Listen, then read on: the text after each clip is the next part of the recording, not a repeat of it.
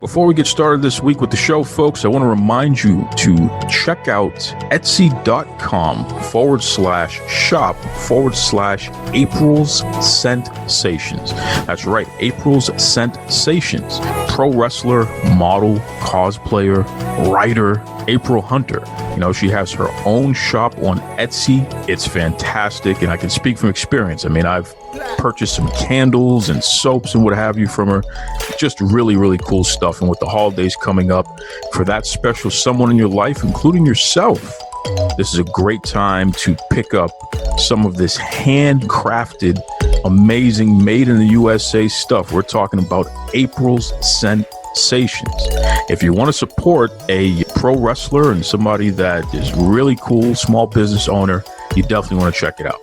I'm going to give you that website again, folks. That is Etsy. So that's etsy.com/shop/April's Sensations. And let me spell that out. APRILSSCENTSATIONS. April Sensations, baby. I'm telling you, check it out. Let them know the Duke sent you over there. Enjoy yourselves. And now, let's get on with the show.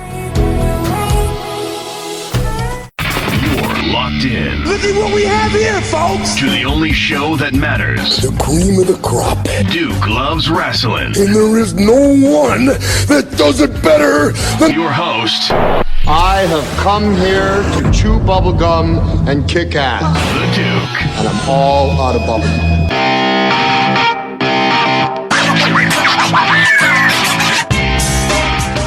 Happy holidays. Merry Christmas. Feliz Navidad. That's right. Happy Hanukkah. Happy Kwanzaa. Happy Festivus. All that other good stuff and good stuff. Welcome back to Duke Loves Rasslin, the show about pro wrestling and everything else. As you can hear, I am excited. I am happy.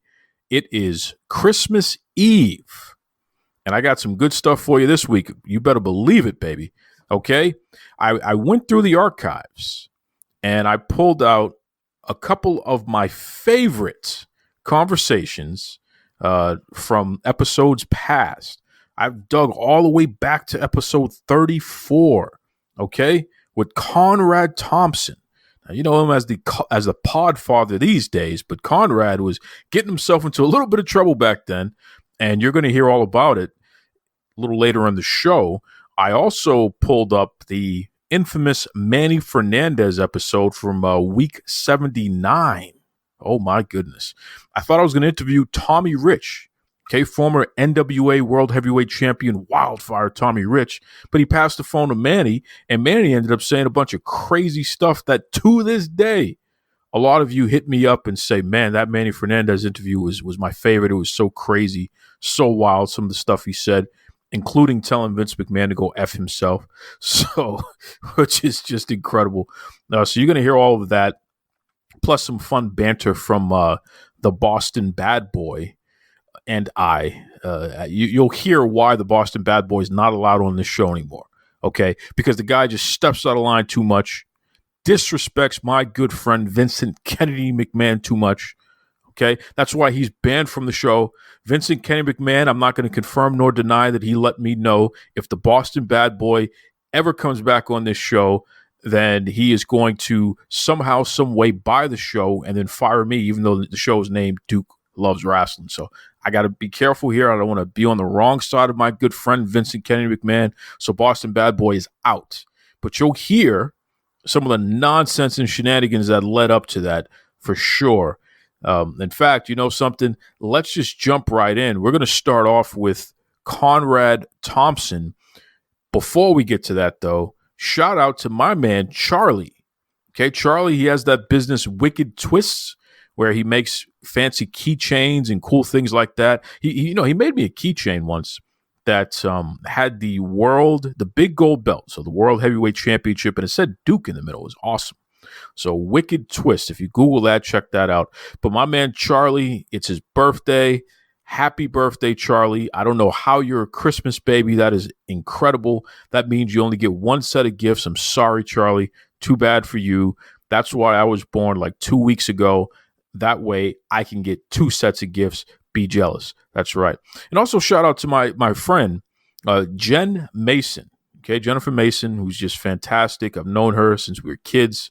You know, as Drake would say, that's my real friend. That's right. That's my real friend, Jennifer. So Jen, love you. Shout out. Happy birthday. Please stop cussing people out online. Okay. If you do that, maybe I'll have John Cena send you a message saying happy birthday. You never know. That's right.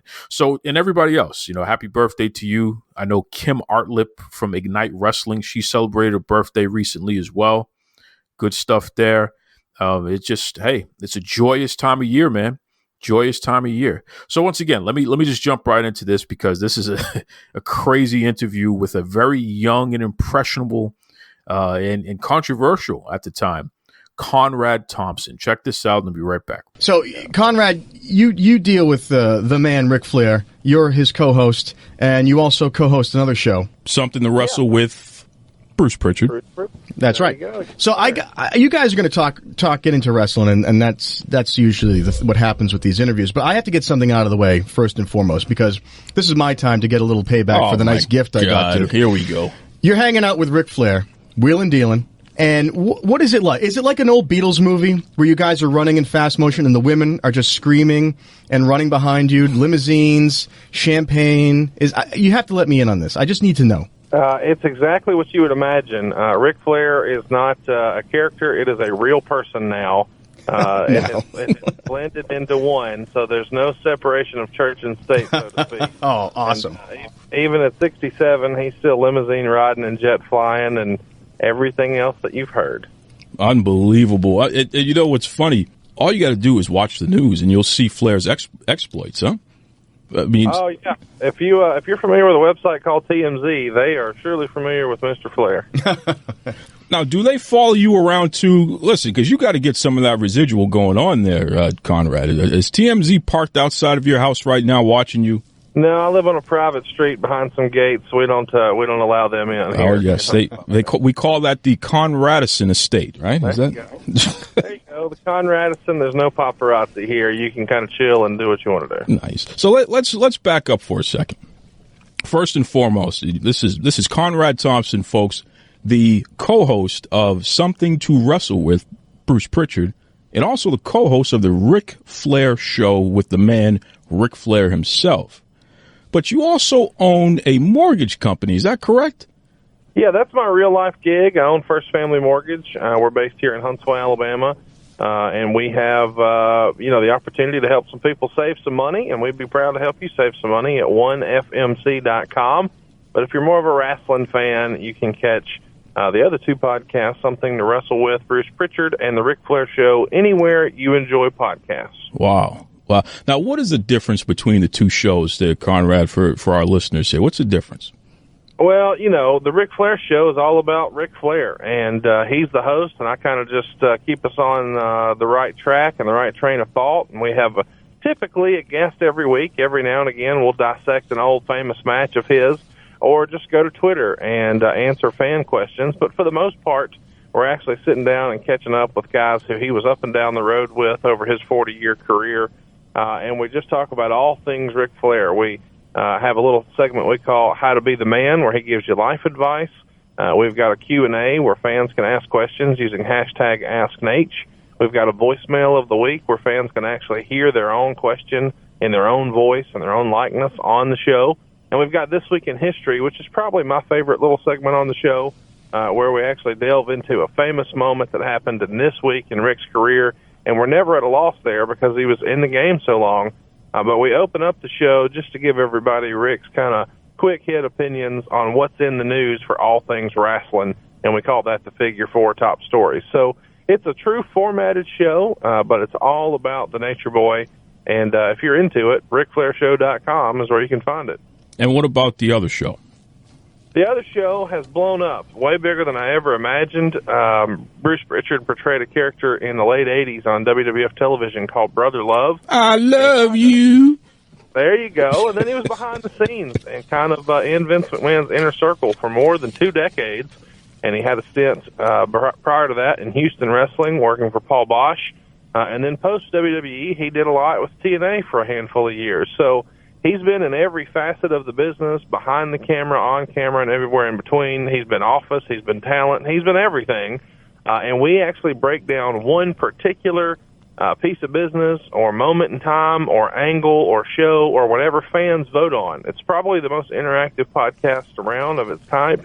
We put up a poll over the weekend, let fans kind of vote on what they want to hear, and then whatever wins, we cover in very great detail from start to finish every Friday. And those shows usually run a lot longer than a traditional podcast. They'll be 2 or 3 hours because we get into excruciating detail of all things WWF. You know what's interesting about the Something to Wrestle with Bruce Pritchard?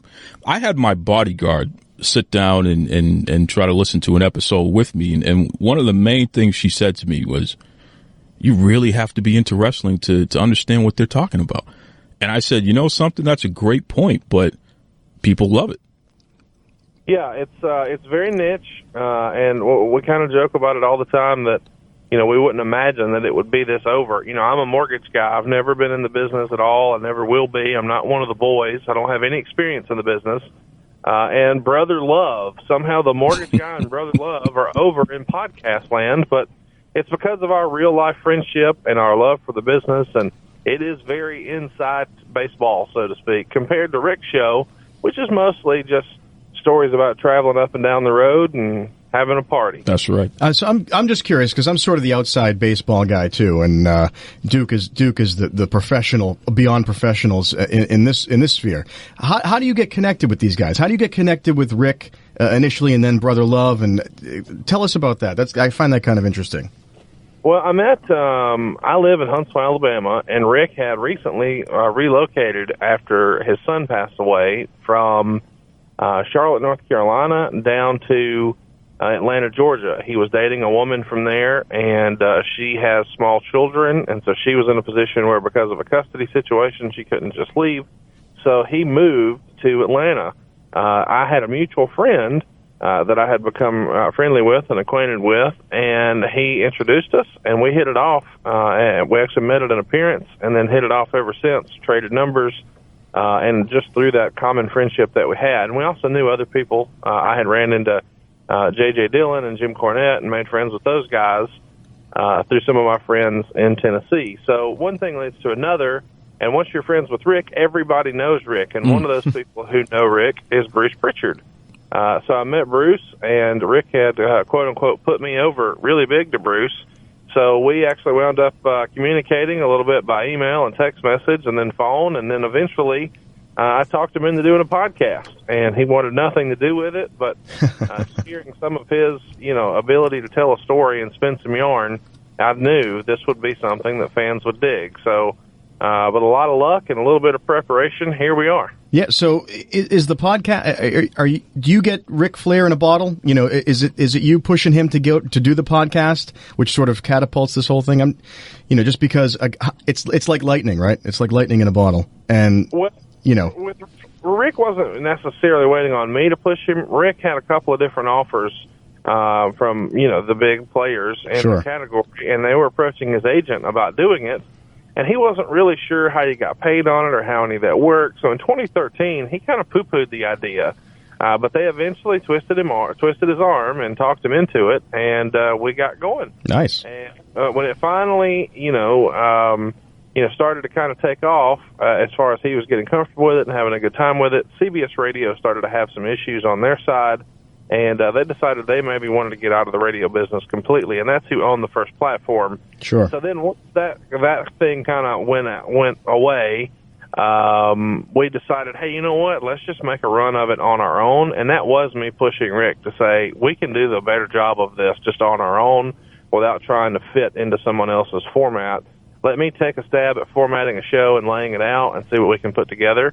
And that has proven to be successful. Rick's busier than ever, even at 67 years old. So it is a little difficult to get him to be pinned down for a little bit long enough to do it. But he has a good time once we get going. Yeah, maybe once eventually get him like a pair of Google glasses and then just do a live feed just 24 hours a day. Nice. That make your job a lot easier, I think. I don't know that the world is ready for a live Ric Flair 24/7. You heard it here first, though. I know. We're going to put that out there. Now, listen, Conrad, you're a guy who has developed a reputation of not only being very prepared when you're doing your shows, but you have some pretty tough questions. You know, how do people react when you start throwing things out there the way that you do on your show? Well, I don't tiptoe around with Bruce because Bruce is my real life friend, and I know that when our show first started, people assumed that we just hated each other. But we may get a little hot at each other when we're taping. But all fair, Bruce and I are very, very good friends, and because of that, he understands when I'm asking questions and I'm beating him up. I'm doing it to make the show entertaining and to get a real answer, and it's what fans want to hear. He doesn't take it personally. When I'm on with one of Rick's friends and it's a guest of Rick's, we would have talked before we went on the air about whether or not there was something they did or didn't want to talk about, and assure them that, hey, if there's something you don't want us to ask about, we won't. Almost never do they have something that they don't want us to touch on unless it's something legal that they know that is pending and they don't want to jeopardize a case or whatever, which totally makes sense. But outside of that, no, I just try to be careful with the way I'm phrasing it. And I'll say things like, the internet folklore would have you believe, and the rumors online are. So then it's not me saying, hey, you did this, because I wasn't there. I don't know that he did or didn't. And I think the person who handled that the best was Eric Bischoff on our old Woo Nation show on Play.it. We actually had such a good time with his show that we split it up into two. We did more than 3 hours worth of content with Eric. And Eric took it all very, very well in great stride. And I just thought he did a phenomenal job handling that because I did have some kind of pointed questions, but I managed to phrase them in a way where it wasn't necessarily something he could be offended with me personally about. Well, since you're a guy that likes to ask pointed questions, we're gonna twist this around for a second here. Who have you really pissed off with some of the questions or even formats that you've had on your show? Has anyone really gotten hot at you over anything? Not necessarily. We have gotten a little bit of pushback on Pritchard's show in the last couple of months. We didn't get the nicest messages from some folks at TNA, and we didn't get the nicest correspondence from the office of WWE recently about one of our episodes that maybe in hindsight we maybe used a little poor judgment on by revealing too much. But that's really based on us not understanding the scale of our show all the way. And, in one of the episodes, we quoted something that maybe we shouldn't have quoted that not a lot of people have read, that we just assumed was out there, and a lot of people had already read it. Well, it turns out not that many people had read it. So when they heard it from us, they were hearing it for the very first time. Oh, no. And it was very bothersome and troublesome to several folks. And before you know it, not in terms of pissing anybody off, we hurt some folks' feelings, and I regret that. And if I had that to do over again, I would. But now I will approach things with the understanding that, to use a wrestling analogy, if it happens in a National Guard armory somewhere in Indiana, maybe nobody really knows about it. If it happens on Monday Night Raw, everyone knows about it. And our medium has quickly grown with that show to be a really, really widely listened to product, and it is a megaphone for these little tidbits of information. So maybe we should keep that in mind in the future, and I will. Now that's an interesting point you make, and I come from a media background too, where you sort of have this sensitivity, but also you say, well, it's been published. We're talking about news. This is an item. What do you think? Social media now take this. Can take something and run with it, and potentially distort to some extent, or maybe overblow a reaction. I'm just curious how you guys have approached that in dealing with sort of more delicate issues, so to speak. Well, I'm not a broadcast professional. I'm a mortgage guy. So, you're learning quick, though. I mean, this is a sharp learning curve for you. Yeah, and so I feel like I've been maybe unfairly judged on some of this stuff, where in hindsight, yeah, maybe I displayed some poor judgment, but it wasn't for lack of being inconsiderate or whatever. Right. It was just, I just assumed this stuff's out there. I didn't realize that was maybe not always the case. Well, yeah, I guess you have to go on an assumption that if something is in a newspaper, if it's on television, be it local or national, or if it's published in a book, it's sort of committed to the ether. It's out there, right? So, it might be a little unfair to judge people based 100% on, well, I didn't get that. I didn't see that yet. And now I can't believe you talked about that. That's a little bit, and that's why I say about the social media, it's almost like that little thing can now be the center focus rather than what you were actually talking about or any point you were trying to actually make. No, I've experienced that a dozen times. 20 minutes ago, I had it, and it was in reference to a TNA episode. Oh, no. Where someone referenced something that there was a rumor that we shot down specifically and said, no, that didn't happen. That's just internet BS, rumor, and innuendo, as we like to say on the show. But then it's repeated as, well, Conrad and Bruce said, no, we didn't. We didn't confirm that. Now, we did address the rumors, and that's my thing on the show. I'm not going to shy away from a rumor, and if that makes me a bad guy, then, oh well.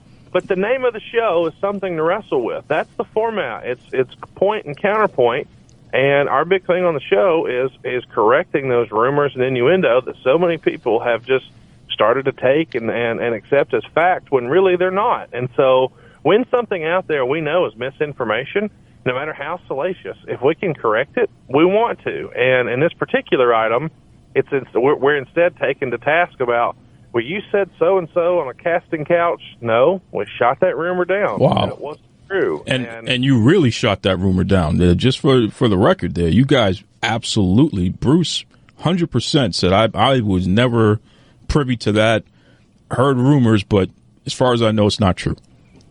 So I don't know how we could be taken to task there, but I guess that we're supposed to instead just not mention it. Well, that makes our show fake, and it makes it homogenized and purified like everything else. And I'm not going to do that. We're going to talk about what really happened, and we're also going to talk about what really didn't happen. And there's not going to be parts of the story we just leave out because, we don't want to get anyone in trouble, or we want to, not exchange pleasantries. We're not burying anyone. Now, Bruce has. Let's be clear about that. He's not a big fan of Jeff Jarrett and maybe Terry Taylor and a few others. But I'm not in the business. I don't know these people. I'm not going to bury them. I may say, hey, they showed poor judgment here. Can you believe that she did this or she wrote this or whatever? But that would be something that I had firsthand knowledge of. But the rumor and innuendo, I'm never going to say, well, here's what happened because I read it. That's just silly. Well, now, Conrad, tell us the truth here. Does Bruce and Dave Meltzer of the Wrestling Observer, do they really have any kind of heat between each other, or is this just a gimmick going on there? 100% shoot. They have gotten along at different points. Bruce does take great issue with people who weren't there and weren't in the business reporting things as fact that he knows is not a fact. And whenever he, thinks about it or gets wound up about it, he gets pretty fired up. And Meltzer defends what he has heard as absolute fact, and neither one of them are ever, in my opinion, 100% right. There's that old thing where, there's my version and there's your version, and the truth is somewhere in the middle, and I think that's the case on most of this stuff. But what they wind up disagreeing about is usually silly stuff that doesn't matter, like, what was the paid attendance of the Royal Rumble? I know. What's so ridiculous. Doesn't matter. Yeah, so ridiculous. What I find amazing, though, is just to sort of finish up this topic, I think, before we beat a dead horse, truly.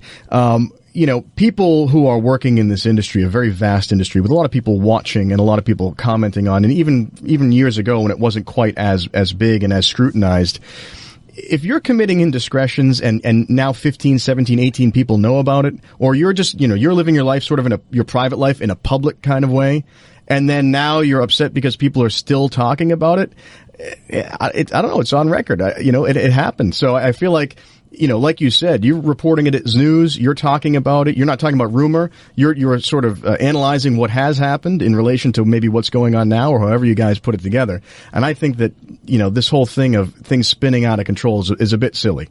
Yeah. And you know what else is silly? Hold on. Conrad, I gotta pick a bone with you on something here, pal. We're going to get real serious for a second. I heard you say publicly that people that you talk to, okay, when you ask them why they don't like Roman Reigns, they can't give you an answer. Now look, this is the Duke talking here. Come on. Okay? Everybody knows that Roman Reigns is a punk. He's no good. Here we go. He needs to get rid of the contract, get out of this business, and get out of my life. So I want to know from you, Conrad, why did you create this rumor that people don't know why they don't like Roman Reigns? What's going on with that, pal? You have not said one reason why you don't like him. Oh, I'm getting to that. Welcome to my life every week. Yeah. I just got to listen to him pontificate no. about nonsense. Let me tell you why I don't like Roman Reigns. First of all, the guy Joe, I know he's a nice guy, and he comes from a great family and all that stuff. So, hey, this is all within the context of the character. So everyone out there, Roman Reigns, please don't beat me up. I don't want any problems with you. I can run faster than you anyway, but besides the point. But seriously here you have a guy, big, handsome guy, muscles, the whole 9 yards, right? They should have this guy destroy everybody and not give a damn about it. I mean, just be the most dastardly, ridiculous heel that you've ever seen. If you allow the guy to be that, it wouldn't take long for the fans to just cheer him on because, hey, guess what? This guy is the man. He can beat up everybody. He can do whatever he wants, and he can look good doing it. We can't help but cheer for the guy. But instead, they want to shove him down our throats as a baby face, and that's why it just doesn't make sense. So that's why I don't like Roman Reigns, the character, because it has more to do with the way the company is pushing him. Let him be who he is. He's an arrogant jerk. Let him be that. And let him beat up everybody, take your girlfriend, go home with her, and say, hey, yeah, I did that. And you know something? Just like how it happened to Ric Flair. We'll end up cheering him in the end anyway. There you go. Well, I'm not, fundamentally, and this is maybe where we'll agree to disagree, I think wrestling is for kids, and it's always been that way. And if it wasn't that way, they wouldn't sell them on so many lunch boxes and toy-sized stuff and blah, blah, blah. And I understand that they respond to a guy like Roman Reigns because he's wearing kind of, G.I. Joe type gear, and he is a big dude, and he does have cool tattoos, and he does do a lot of power moves, and yada, yada, yada. So I'm okay with it from all that standpoint, but I feel like guys or fans, our age, mine and your age, kind of get into booing John Cena and Roman Reigns because it's the cool thing to do. And we're not necessarily booing them as performers. We're booing the creative, or we're booing a booking decision. And I don't think that's fair to the guys individually. I think you can appreciate someone's performance, even though you don't necessarily, really like the way they're being booked. Because it's not his call whether he wins or loses. And despite what everyone on the internet says when they say, oh, his promos suck, he didn't write them. He doesn't have the freedom to go say what he wants to say. He's given a sheet of paper, and he's given 3 hours to memorize it. Now go do it.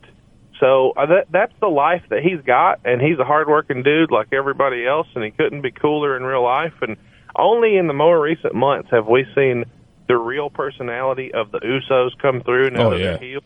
Oh, yeah. And I knew that existed when I met them years ago with Rick and just hanging out. Those guys are just dripping charisma as natural heels and just young, brash, abrasive dudes. They just drip charisma, and I think Roman Reigns could be in the same position. However, I'm not going to boo him in the meantime when I know he's working hard, he's doing his best, and more importantly, he's doing what's asked of him. I'm not going to boo the creative for that. Well, I appreciate you being a nice guy, not booing the creative or him for that. I will boo double just so we can cover you and cover me, because I'm telling you right now, at least somebody's giving him a reaction, which, the worst thing you can do to any performer is not give a damn, period. But this guy's he's got to start being a jerk and beating people up and all that. We saw little shades of it with his feud with Rusev, where he literally beats up the guy in front of his wife and makes fun of him every week and all that stuff. That's not babyface stuff. But yet they still try to present it as if he's a babyface doing these things.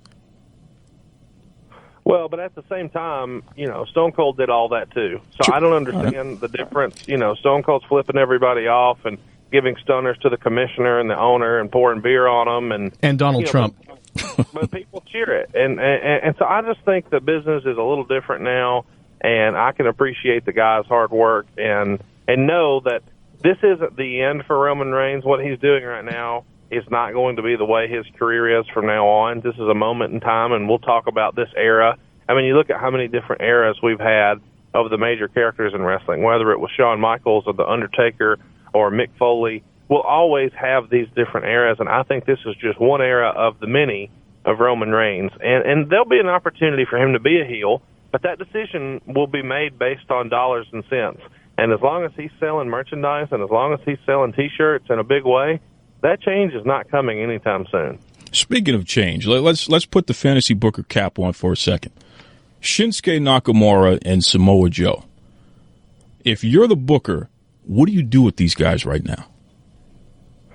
Well, I think you have a challenge with Shinsuke because he doesn't speak English, and I know I'm going to get heat for folks for saying that, but the reality is it's hard to point to somebody who's been super over in the modern era who didn't speak English. And that, sure, they had runs, and guys will say, oh, well, the Great Muta, but what did he really do? I mean, if we really look at what the Great Muta did in WCW, and I was a big fan too, I mean, he was there at a time when they're drawing 4,000 people for a pay-per-view, and that's considered a good house. I mean, they were running pay-per-views for 2,000 people when he's there. He's not some monster draw, even though he does have natural charisma and he has a cool look and he has cool moves. I think there is still, maybe you could call it the Rust Belt or the Bible Belt or whatever area, the Midwest, wherever you want to say, there's a section of America that needs to hear from you. And there's even an expression in the business, talk them into the seats. I just don't see that with him unless they pair him with a badass manager. Now, paired with someone like a Paul Heyman, I think it could work wonderfully. There's probably a half a dozen guys who could be his mouthpiece and do a phenomenal job for him. And I know he speaks English, and I know he didn't need it anywhere else, and he doesn't need it in NXT, but nobody's watching NXT. That's just the reality. That show's running at a loss. If you're going to be a big, money player, you've got to have someone get people emotionally invested, and they're not going to do that because you have cool music, a cool jacket, and cool moves. That's just not going to happen. So what about Samoa Joe? I think Samoa Joe got a bum rap on the whole Tyson Kidd injury. Tyson Kidd is a big listener to the show, and I would consider him a big supporter of ours, and I hope that something miraculous happens and he's able to return. But I think Samoa Joe would have already been on the main roster had it not been for that injury. I think there may, whether it's right or not right or fair or not fair, I think there might still be some questions about him because of that. And obviously it was an accident. I don't think anybody would ever intentionally want anyone else to be injured, at least in that business. So I think that's maybe what stalled him in NXT, but I do think he'll get an opportunity. I don't think there is any sort of fat-shaming sort of Vince McMahon persona that we've heard in the past based on the success that we've seen with guys in more recent years, whether it's a Bray Wyatt, who's a thicker guy, or a half a dozen others who have done well, who previously you would have thought, oh, he's got no shot there. So I think Samoa Joe could still be a player there. I just think he's got to navigate through that process with the Tyson Kidd injury a little bit. Speaking of players, are we seeing the best feud in wrestling right now with Sasha Banks and Charlotte Flair? I don't know how you could argue that it's not the best female. It certainly is in history. I don't know that it's the best feud overall ever, or currently, but it's certainly the best female one in history, and I don't think it's even debatable. I think it'll be, when people look back and they talk about Flair Steamboat, or they talk about Macho Man Steamboat, or they talk about a handful of those matches that people really, really remember. I think in the years to come, maybe a generation from now, people will talk about Charlotte and Sasha in a Flair Steamboat type of way, because it was the first time you saw women really get an opportunity to do all this stuff. Agreed. And if you could suggest any match, if somebody wants to know when Conrad Thompson thinks about pro wrestling, what's the one match that he can send you to be representative of, this is the sport that I love, and this is why I love it so much? What's the one match? Man, it's hard to narrow it down to one. There's so many good ones, but one that comes to mind that I think is underrated because it happened at a downtime in the business is WrestleMania 13 with Bret Hart and Stone Cold Steve Austin. I think their I Quit match was done perfectly. I think it's the best double turn in the history of wrestling. You had some interesting stuff there because there's brawling in the crowd. There is some technical wrestling. They do use some weapons. There is some blood. Ken Shamrock's the referee, but the double turn and what it represented to take a heel like Stone Cold and make him babyface, and to take this stalwart babyface and Bret Hart and make him a heel and do it so masterfully inside of one match, I think it's something that really stands the test of time, even 20 years later, and I would recommend everybody watch it if they haven't. Wow, that's a great one. Now, recently you encouraged Ric Flair to watch his match with Big Van Vader, and he responded that he had not seen that match literally since he was in it. How did he respond to that? Well, a few years ago when he was here at Conradson, I asked if we could watch one of his old matches with Steamboat, and he joked that he had never seen them. So he never saw his 89 string of matches that everybody still talks about, the match in Nashville, the match in Chicago, the match in New Orleans. He never saw those. He said, "Why would I watch it? I was there." I said, "Well, it might be cool. Let's just watch." So we watched one, and he said, "Hey, let's watch the next one." I used to be pretty damn good. And so just to watch the match with him and be able to kind of get his commentary on what he was thinking and what was going on and who was where and why, it was very fascinating to me. And I would love to watch that match with him and Vader from Starrcade 93, because I think the overall story from that show, not just the match, but the skits that led up to it that are still on that pay-per-view if you go watch it on the network, where Mean Gene goes to his house, he says goodbye to his family. I mean, it's almost as if, he's headed off to slaughter. He's being thrown to the lion's den, and he's kissing his family goodbye. I mean, this is a big emotional deal, and they really did a great job of presenting it as a phenomenal story, where even if you're not really a wrestling fan, so to speak, you could get behind that story. That's great. Very emotional, too. And that's a great call out there. I love how Rick is sort of like the Paul Newman of wrestling. He doesn't watch his own matches. I've never seen him. Never seen him. I was there. I don't need to know about it. So Conrad, we do this little kind of bit in the show just for our own amusement, the Ric Flair story of the week. We don't even have any kind of funny music to go with it or anything. And I was thinking, who better to maybe, instead of doing our own bit this week, can you give us something? I know you got to keep the best gold for your own show. I know you got to do that. But can you give us a little something, a little Ric Flair story that we can all, maybe pine about having the Ric Flair lifestyle, and we can live vicariously through you and him for just a few moments? Well, here's a random one. We were at a hotel. He had done a Waiting for Wishes charity a few years ago in Nashville for Kevin Carter. It was at the Palm Restaurant at the corner of Broadway and 5th. Directly across from the Bridgestone Arena, and it's almost attached to the Hilton Hotel. So he's up there doing that. I have an office in Nashville, so I just camped out. I did a little Waiting for Wishes deal. We did some drinks, yada, yada. The next day, we're hanging out in the lobby, getting ready to head our separate ways, and he's hopping a plane to go somewhere. I'm just going to drive back down to Huntsville. And as we're waiting, a black SUV pulls up, and the window rolls down, and a guy starts yelling. And so we just assume they're not talking to us. And so then eventually the guy says, "Ric Flair, are you too good to talk to me?" And he looks, and Rick looks back at me and looks back at the car and then looks back at me and says, "Is that little Richard?" To my surprise, it is. Richard wanted to say hello to Ric Flair and asked Ric Flair for a picture and an autograph, and gave him a little pamphlet, and they had a little moment together, and it was one of the most surreal things ever to walk out the downtown Nashville Hilton with the Nature Boy Ric Flair and Little Richard. Oh, my God. Ric Flair. What are the odds of that? Only in Ric Flair's life does that happen. Well, yeah, that he got flagged down. It wasn't like they bumped into each other walking through the lobby. Yeah. A car pulled over. He had to tell his driver, stop. That's Ric Flair. I got to yell at him. Yeah, that's real. And that's the type of respect that the Nature Boy commands all over the world. My goodness. Listen, Conrad, if fans want to get in touch with you, what's the best way that they can reach out to you online and what have you there? I have to be the most interactive wrestling podcast host on Twitter. I'm on Twitter at Hey, it's Conrad. You can certainly check out my mortgage company at 1fmc.com.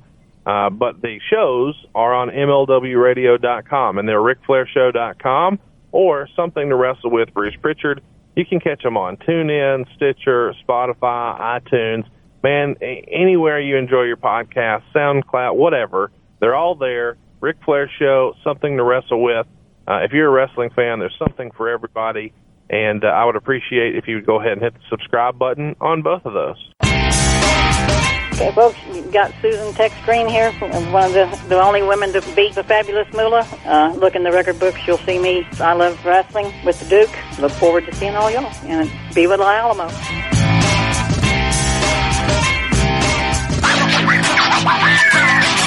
So as you heard there, it was an interesting time, right? Interesting time back then. That was 2016. Goodness gracious, almost 5 years ago, we had that conversation with Conrad Thompson. So he recovered from some of that controversy, and he's moved on to great heights there. Good guy. Appreciate him. Shout out Conrad and the family there. And, you know, he married into the Flair family, which I'm still pissed at Conrad over that, but that's another story. How dare you? I should have been the one to find a way. You could at least have one of them adopt me, Conrad. Okay? But we won't even get into that. Okay. Moving on. One of the things that we used to do, especially as the show began, was something called Run the Ropes, where I'd go over the top stories in the world of professional wrestling. And there was a bell and all kinds of crazy stuff that people ended up getting annoyed with. But for nostalgia purposes, I'm going to play a little clip from Run the Ropes, and then we're going to get into the craziest interview I've ever done with the Raging Bull, Manny Fernandes, including some analysis afterwards as well. So check this out. You opened the show talking about The Rock. Yes. And The Rock comes from a famous wrestling family. Sure. His grandfather, was it? Or father? Yeah, his grandfather and his father. And they're Samoan. Yes. Well, his father is actually a Canadian black man. But his grandfather has the Samoan heritage. Samoan. And the Samoans are big in wrestling. I mean, that's a contingent that's been family for a long time. Yep. So, in our current world that we're living in, the United States ambassador to Samoa put his foot in his mouth because he's a dope. And what I'm worried about is I don't want to ruin the ties that we have with wrestling with the wonderful country and the people of Samoa. Well, that's very important. I don't want to embarrass.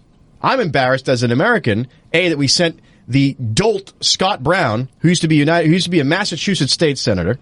I'm sorry, he's not a state senator. He was one of the senators, U.S. senator from the state of Massachusetts. Sure. He tried to carpetbag his way into New Hampshire. That didn't work. Hey. Then he disappeared to do something else. He became a Trump supporter. And so what did Trump do? Shipped him off to the South Seas. That's right. Get away from me. That's what he said to me. Listen, even if Trump can't stand, if Trump sends you to the South Pacific, that's how bad of a person you are. Full disclosure, I have spent time with Scott Brown. I'm sorry to hear it. He has always been nothing but cordial and respectful. His lovely wife, Gail, she gives me a hug. Very nice lady as well. She was a broadcaster here. She sure was. She sure was. So, nice people. I got to be honest, though. Scotty, I don't know about the folks you're hanging out with lately. You got you saying crazy things out there. You can tell me Scott Brown's a nice guy. I tell you this all the time. Whatever. The point is, you are judged by the friends you keep. Sure. And this guy he would sell his own mother down the river if it got him elected to some office where he could say he had something he was doing. I like Scotty. I can't believe you do. So anyway, what happened was he's at a state dinner in Samoa. He's the United States ambassador to Samoa. Okay, Scotty. He's at a state dinner, and I'm trying to, I don't know if there's an actual quote, but there are complaints came out that he said to some of the, I believe, wait staff at this event that they should, here we go, that they looked really beautiful and that they should trade on their looks, basically, is what he was trying to say.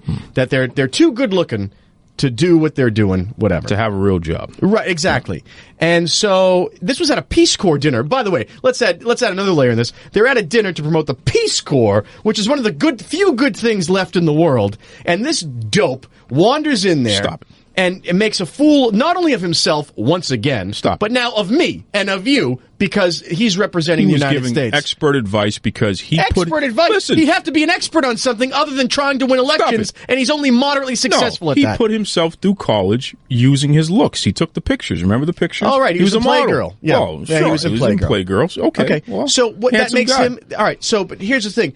Do you wander into your local coffee shop and tell the barista, hey, you're good-looking, toots. You should get the hell out of here. You're too pretty to be here. No. Have I just want my coffee. Here's my thing.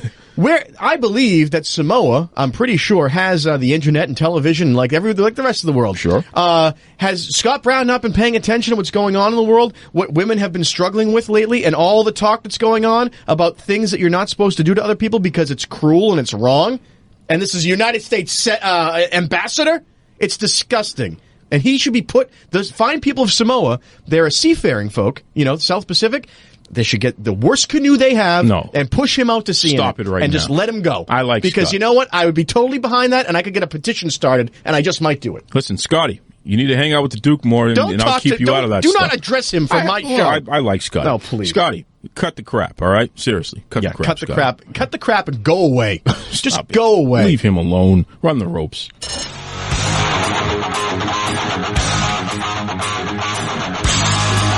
You spend too much time giving people a hard time on the show. You need to be nicer. Hard time. First of all, it's a public person. Stop saying stupid crap. Because now the inspector. Can I just say, this is just not me raging.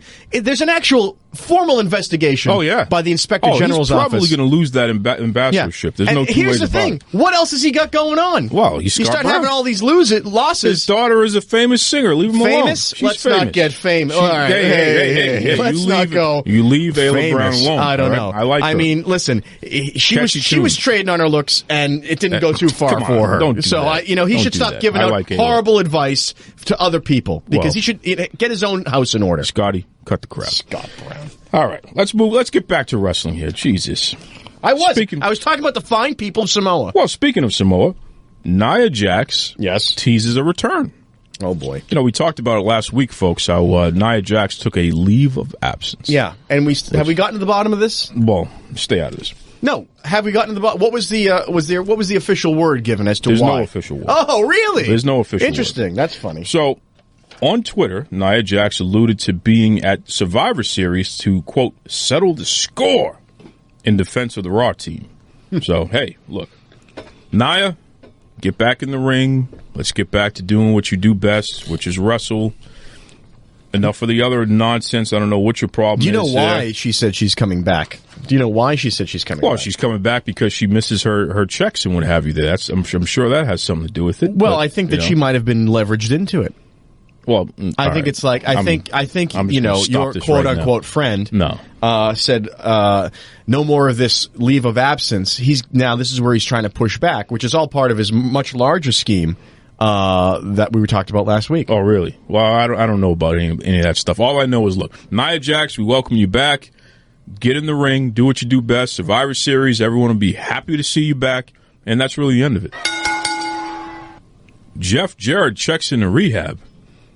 Boy, I'll tell you, folks, this has been a whirlwind right here. All right, can you again? I've been seeing all these posts, and why do I care about Jeff Jarrett? Well, keep in mind, I mean, he was a big star in the USWA, and he was also a star in the WWE, WCW. But he was the one who created TNA. He and his father. Oh, right. Okay. So they created TNA. They found some investors who ended up pushing him out. Was one of those the idiot Billy Corgan? No, not yet. Okay, that later then, on. Then they brought him back, then pushed him out again. Then the whole Billy Corgan thing happened, and et cetera, et cetera. Then he gets brought back again. Like at least 3 times he brought back to his own company. And then he gets pushed out again, saying that, his behavior is just unacceptable. Well, now we find out that he got checked into rehab. Well, there you go. So, allegedly, last weekend in Canada, he was passed out, and then he was demanding to work when he woke up, and he was unsafe, basically. It sounds fairly unsafe. So, there's some problems there. But listen to this, though. The WWE, to their credit, Jeff Jarrett's wife, Karen, reached out to them, and they assisted in getting him into the facility. That is actually impressive because they are a heartless company, well, and led by a heartless man. Well, so the fact that they had a little compassion for this woman and her family. They offer that for all wrestlers, by the way, just so you know. I don't know. They will put you through rehab If you're a wrestler, they'll do it. You know what I'm going to need? And you know what? These wrestlers are going to need rehab from dealing with Vince. What about that? What about the stress and the PTSD from working with Vince McMahon? Who's covering that rehab? He's a good guy. Yeah. You don't good. need In what universe is he a good guy? Stop it. Kurt Angle returns to the ring. Huh. Jeez. Now, here's what's interesting. Karen used to be Kurt Angle's wife, by the way, and now she's Jeff Jarrett's wife. Don't try to figure it out. That's another story altogether. I really don't care. I care almost as much as about Dancing with the Stars scores. Well, listen, Nikki Bella's doing a good job. But that's right, folks. As a result of the Raw roster coming down with illnesses, being injured, or just plan on walking out, Kurt Angle took part in the main event at the TLC pay-per-view this past Sunday. He teamed up with Dean Ambrose and Seth Rollins. They defeated The Miz, Braun Strowman, The Bar, Kane, everybody. They took on everybody, basically. But, man, I'll tell you what. It was great to see Kurt Angle back in the ring. Isn't he a little fragile? Well, is he borderline to not be doing this anymore, though? His bump card is pretty full. So here was the other issue, though. He battled addiction, which is what got him pushed out of the WWE over a decade ago. And he just recently was allowed back in. But the idea was not for him to necessarily wrestle. He has an on-air commissioner role or something like that. But they had to do this because everyone was sick. The meningitis and all that other nonsense. The quote-unquote meningitis. Well, okay. I just think that, boy, I'm sure he wanted to do it. Sure, of course he does. I have a hard time supporting potentially making someone a vegetable. I think you and Vince don't care. Even though you say you love these guys, you really want them to go out there and potentially get hurt. And he was living his dreams. He was living his dreams. That's fine by him, but you know what? I'm not going to encourage it. And you can do whatever you want because you're heartless. I don't want to crush anybody's dreams. Triple H returns to the ring. What about my dreams of not having to sit here every week? Listen, we're going to talk about your favorite Triple H. Okay? Because not only did he return to the ring. Another idiot. In Santiago, Chile, but he danced with the New Day. He twerked. Oh, my God. This is big news everywhere. Everyone covered this. He twerked. This is what's wrong. You were having a conversation earlier today on social media with somebody about how the WWE is great because they're making so much money. More money than they've ever made. More money than ever. Ever. Money. You hear that, Connor? Ever. Money is not everything. Sure it is. No, it's not. Because everything. You know why it's not everything? Why? Because of what you just effing read. How stupid. You just told me that Triple H was twerking. He was twerking. And that's supposed to be content? He dropped it like it's hot. Get the hell out of here. That's the stupidest thing I've ever heard.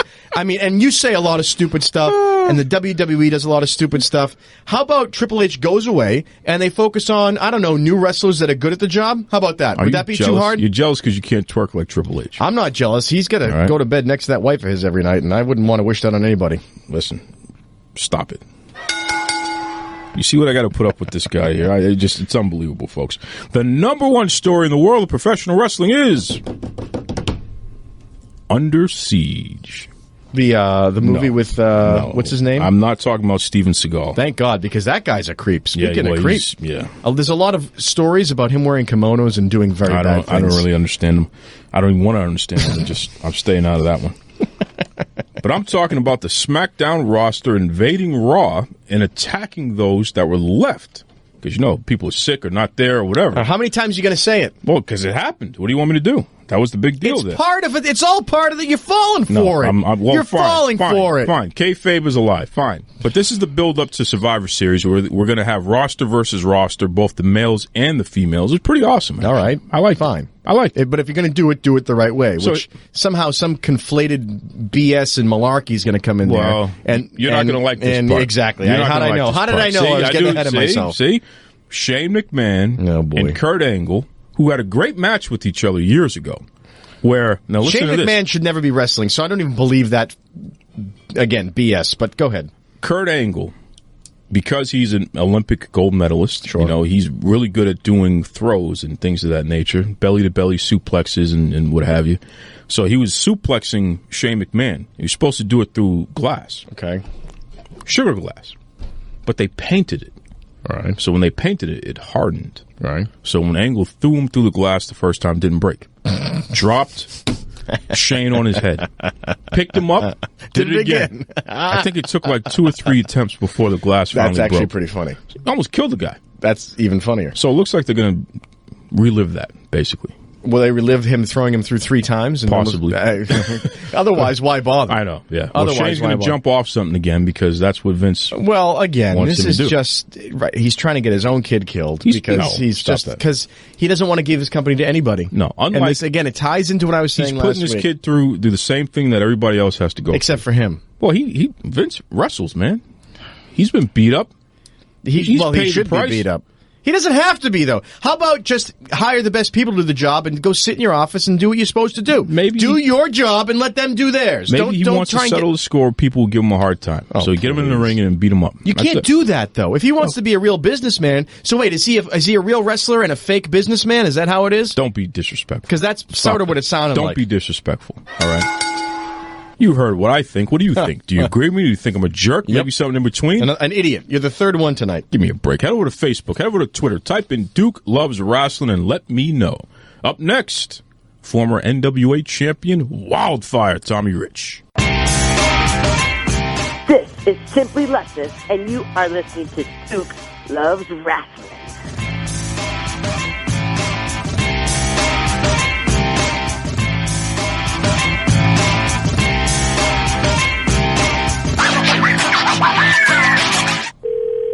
Hello? Wildfire. Yes, Manny. Manny Fernandes. How are you, brother? I'm fine. Who the heck is this? Man, this is Duke from the Duke Loves Rasslin podcast. Listen, Manny. Oh, I'm sorry, man. I'm going like Tommy hands me a phone out of the middle of nowhere. It's crazy. Tommy, I don't know what he's giving me. He's probably giving me a hooker or something. Yeah, you know, it's funny that Tommy's in a rush. He's got to go to Toys for Tots. Hey, this is Tommy, man. I've got to go do a Toys for Tots. Let Manny do this because he knows everything going on. What are you guys doing? You guys hanging out together or what? What are you in the woods? What is going on here? We're over here in Myrtle Beach hanging out. Tommy's going to go do a good thing for the community called Toys for Tots. He's getting us involved with that. Yeah. And I got my thing going on with my non-profit organization called Pain and Laughter for my homeless veterans. Great. I'm a vet myself, and I'm raising money for that through Tommy Rich's Promotions and through our Tommy Rich's School of Wrestling. You have your own organization where you're working with homeless veterans. That's pretty interesting there. How long have you been doing that? I've been doing that for the last 5 years. Wow. I've been doing it. I started the program out in Fresno, California, and some idiot named Lance Cardozo with Lucha Extreme ripped my foundation off for $20,000. And I got a little upset and blew his house up, so they kind of locked me up for it. Oh, shit. What? Wow. Is that all? I reminded the SWAT team that came after me after I did that I used to be UDT, and I could have blown them up if I knew they were coming, too. Wow. But I didn't even come. Wow. I thought I was having a long week. I know. This guy, he's serious got the SWAT team after him. Now, Manny, tell me this. Why is it that so many of the young guys, especially today, they still talk about how great of a mentor and a person that you are there? What is it about Manny Fernandes that resonates with so many people, even to this day? Well, basically it's because I teach everything that I learned from, when I started with Murdoch and Terry Funk and Dory Funk and Mulligan, Sweet Hanson, Harley Race, a tradition of old school wrestling out of West Texas State called West Texas Style. And it just comes from all the guys from West Texas, the Bruiser Brodies, the Stan Hansons, the Tully Blanchards, even Tully, who's a coward, but, he has our style of wrestling. And, Kelly Kaninsky, Barry Windham, Tito Santana. We all learn that one style, and that's basically what I teach. It's I teach people how to wrestle. On the marquee, it says wrestling. It doesn't say Circus du Soleil or how many hoops you can jump through the elephant's ass and all that good stuff. It doesn't mean squat diddly. I've been wrestling some of the youngest, great, talented guys that WWE's missing out on because these kids get in the ring with me, and they're amazed that a 63-year-old man can still go like a bat out of hell and get on there and wrestle with him. But, I've been wrestling since I was 10 years old. It's like riding a bike. You mentioned the WWE, and Duke is going to kill me for bringing this up, but I think that Vince McMahon is totally mismanaging the WWE. You said that there's talent that's being passed over. Why do you think they're passing over talent that's good? They're going by what the writers see. Simon Gotch said it the best way. Indio's an idiot. He didn't even know that was a tag team with Dusty Rhodes or who Dusty Rhodes was or stuff. I mean, that's the kind of people they got there. One of the best lines I hear, you know, I take all my worthy students to tryouts.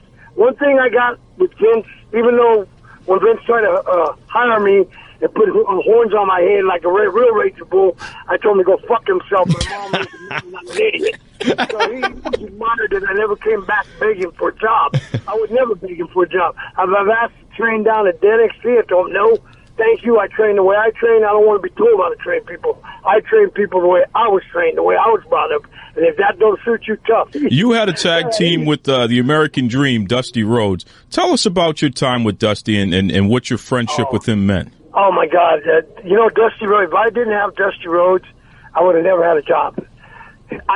Everywhere, when I was sent out to Papa Territory, like when I left Dusty's wing in Florida, when they knew that I would, you know, I would learn, number one, because Jack and Jerry Briscoe were there, Hiro Matsuda was there, Gotch was there, Malenko was there, all the toughest shooters in the world that ever started this with Lutez. All the guys that stretched people and showed them that wrestling, you may call it fake, but we're not fake. You know what I'm saying? They'll show you they ain't fake. But they sent me there, and those are the people that educated me. But Dusty protected you. Yeah, Dusty protected. That's what I admired about Dusty. When Dusty came down after all this shooting with these guys for an hour, and they just ripped me apart, and they told Dusty and Jerry Briscoe and Eddie Graham, they go, they're right about this kid, he's tough. I said, tough? You guys whipped my ass for now, and you're 70-something years old. I'm tough. He goes, yeah, but you didn't quit. I went, that's one thing I will never fucking do. I will never quit anything. And that's when I met Dusty for the first time, and we hit it off, and he always protected me. He took care of me. He let me go out. He let me go to San Antonio, pop Joe Blanchard's territory. I came in, you know, put the belt in the pop territory. Then I went to Harley Race. I owe Harley so much for making me in Florida. I went into Kansas City and popped his territory. And when Dusty would reel me in and say, give your notice, kid, I need you, I'd always go back. Everywhere Dusty took the books, he'd just say, Manny, give your notice, Dusty needs you. And I gave my notice, and the man protected me. We were together for 30 years. That's right. 30 years. That's right. You've been talking a lot of shoot talk. Would you say the kids today don't know what it's like to work in that environment, that a shoot today is nothing what it was like when you were really working? Oh, God, not even a clue. I was fortunate enough that Lutez was still alive. Oh, no. Lutez was as tough as nails, brother. Lutez was still alive, and he taught me a lot. Lou taught me a lot. Carl Gott taught me a lot. Jeff Ports, Billy Robinson, Danny Hodge. I mean, Danny Hodge is still alive, and he's still crushing apples. Oh, my God. He has the strongest grip in the world, Danny Hodge. Absolutely. Yeah, and they're still alive, so it's amazing that, you know, I'm still alive. I've been shot 3 times, stabbed 8 times, flipped over to, I don't know how many car wrecks me and Barry went to Madden Flower. So, Manny, tell us again, what's this event that's coming up with Tommy's school and what have you there? Because Wildfire Tommy Rich, I know that you've partnered up with him down there in Myrtle Beach. You guys are doing some great things down there. What's going on? Yeah, we got the big show, the first show for East Coast Wrestling Alliance. We're starting our own wrestling alliance. We're trying to bring back old school. Tommy Wildfire Rich, you know, one-time NWA World Champion, Austin Idol, Ricky Morton will be here, myself, Barbarian from the old WCW days. Oh, yeah, big tough dude, brother. And I got a bunch of good young kids that came together with me in a seminar, and they love old school. The days when wrestling was fun, when wrestling was looked at as a real deal. That's right. Not all this flip-flop and fly circus SLA crap. That's right. Now, Manny, if any fans or any promoters want to get in touch with you, whether to just let you know how much they appreciate you or to book you on something, what's the best way that folks can reach you? Best way to reach me is on Tommy Wildfire Promotions, Tommy Rich School of Wrestling. They got a private number there. If you could just Google it up. It'll say I train. I'm his trainer at the school. I train everybody there for him. And, you know, we got a bunch of good kids coming through there. But that's the best way to get a hold of me. Or Facebook me or message me on Facebook or just send out messages on Messenger. His name is the Raging Bull, Manny Fernandes. Manny, we got to have you back on sometime, brother. You too, man. I can tell people the devil don't like me and God's not ready to get rid of me yet. There it is. There it is. What a guy. I'm telling you. What a guy. Jeez, that was pure action. And in all that action, he got a little ahead of himself because, you know, there was like some roughhousing going on at the beginning, him and Tommy. Yeah. They forgot to give us the date of the... Yeah, what is it? What is the date on that? The date of the promotion is Saturday, October 28th, which is this upcoming Saturday. Yes. But Saturday, October 28th, and they're in Myrtle Beach, right? Yeah, that's the X-Gym Sports Complex. That's Right. 568 George Bishop Parkway, Myrtle Beach. So, folks, you definitely got to check it out. You're going to see all the legends of wrestling there. Tommy Wildfire Rich, the Raging Bull, Manny Fernandez, the Rock and Roll Express, you name it. A lot of your old school guys from the NWA territory and beyond there. You know, the Raging Bull is going to send us a nice little thank you for covering his butt there. Because if Tommy found out he forgot to promote, then he's going to be in big trouble. Let me tell you something. Those two guys are getting enough trouble together already. That'd be a cage match. Those two. I'm telling you. Speaking of cage match, I thought it was very interesting. He said a couple of things that he said. And it's funny that you hear it from an old school. It makes sense that it comes out. He said it's a shoot into a work, not a work into a shoot. And on the surface, that sounds kind of obvious, but think about it. If the idea is to make a realistic, believable contest between two people, so it has to start with a realistic contest between two people. Absolutely. And then you dial it down so that you don't kill anybody. You don't start throwing, pulling your punches like in an action movie and then trying to make it look more realistic. It doesn't work. And I've seen it a million times. Again, we talk to a lot of people who are just starting in the business. We get sent a lot of video clips and a lot of stuff. And a lot of times I'm going, people are learning.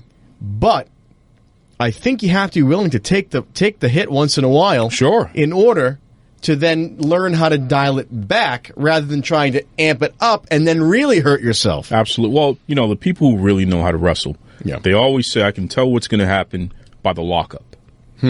If you got people who are ginger about doing the collar and elbow lockup, then you know that we're going in the wrong direction. Right. But if you have people who really get at it, right, you can hear that slap. They really get at it with that lockup. Well, it's that body language. It's the contact that actually helps orchestrate absolutely the whole interaction. Because then you say, wow, these two people are fighting each other, which is the point. Right. That's here's the thing. point. Right. You can't have, what does it devolve into? Fighting without contact at all? Yeah.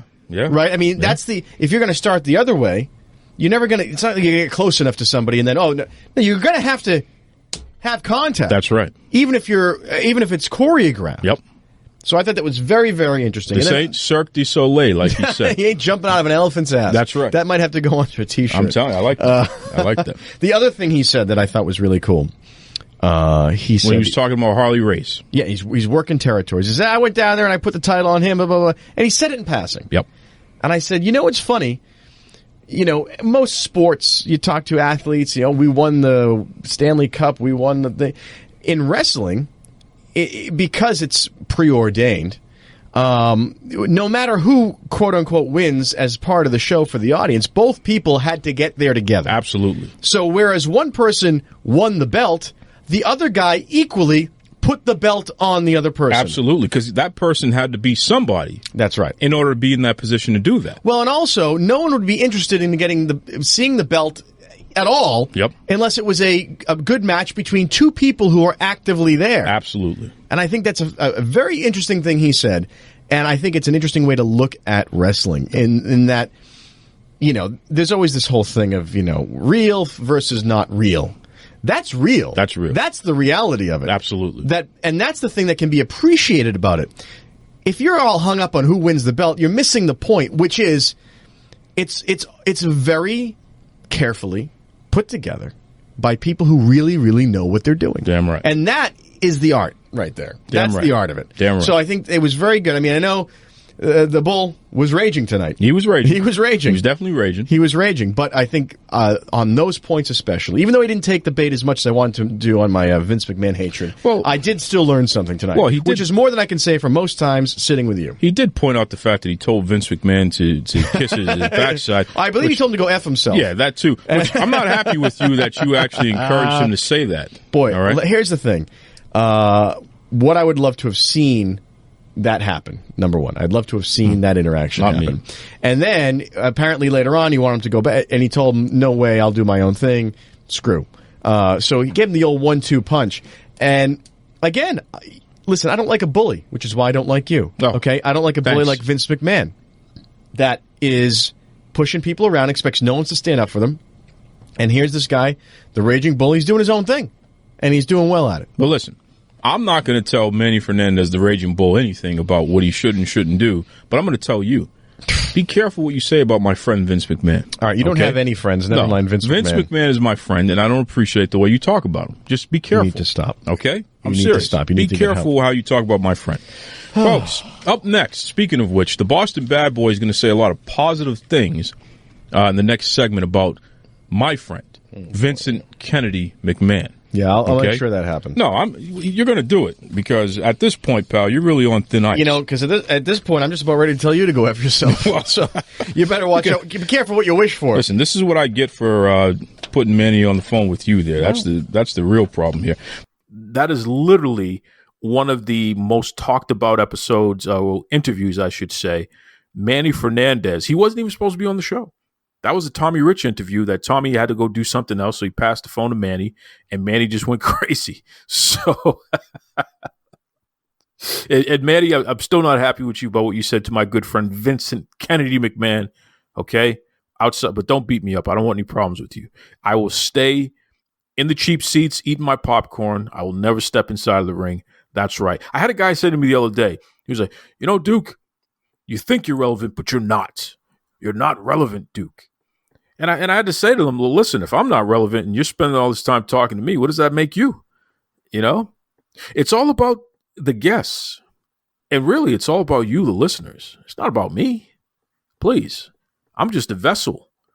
I'm just a place that you can go to get more information about the thing that we love the most, which is pro wrestling. Right? That's it. And it's not me making the news or the controversy or anything like that. It's a platform for the newsmakers to come on and explain themselves. And yeah, I'll give a little bit of analysis and what have you, but make no mistake about it. It's about the wrestlers and it's about you, the listeners. It's not about me. And anyone who thinks it's about me, it's about Vincent Kennedy McMahon. Okay. This is the Vincent Kennedy McMahon show, to be honest with you. All right. This is all about him.